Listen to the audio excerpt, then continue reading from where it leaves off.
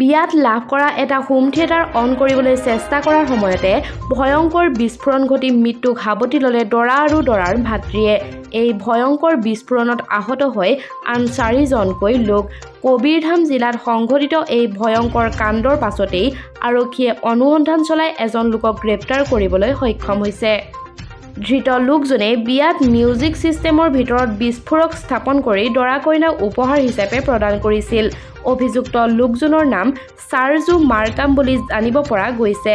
জানিব পৰা মতে ধৃত মাৰ্কাম আছিল কইনাৰ প্ৰাক্তন প্ৰেমিক। উল্লেখ্য যে কবীৰধাম জিলাৰ অন্তৰ্গত চামাৰী গাঁৱৰ বাসিন্দা হেমেন্দ্ৰ মেৰাৰীৰ বিবাহ সম্পন্ন কৰা হৈছিল চুবুৰীয়া গাঁৱৰ অঞ্জনা নামৰ এগৰাকী যুৱতীৰ সৈতে।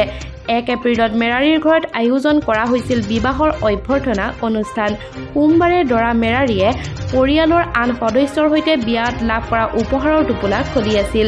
সেই সময়তে উপহাৰ হিচাপে লাভ কৰা মিউজিক ছিষ্টেমটো অন কৰাৰ সময়তে সংঘটিত বিস্ফোৰণত থিতাতে মৃত্যু ঘটে দৰা হেমেন্দ্ৰ মেৰাৰী আৰু ভাতৃ ৰাজকুমাৰ মেৰাৰীৰ।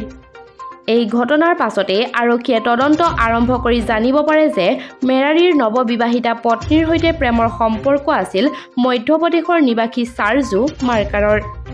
আনকি বিয়াৰ আগমুহূৰ্তলৈকে দুয়োৰে মাজত যোগাযোগ আছিল বুলি আৰক্ষীৰ তদন্তত পোহৰলৈ আহিছে। পালাঘাটত অটো মেকানিক হিচাপে কাম কৰা চাৰ্জু মাৰ্কামে এই বিস্ফোৰণ সংঘটিত কৰাৰ পূৰ্বে বোমা নিৰ্মাণৰ শিক্ষাও লৈছিল বুলি আৰক্ষীয়ে প্ৰকাশ কৰিছে। আজিৰ ভিডিঅ'টো ইমানেই আছিল। শেষলৈকে চোৱাৰ বাবে ধন্যবাদ।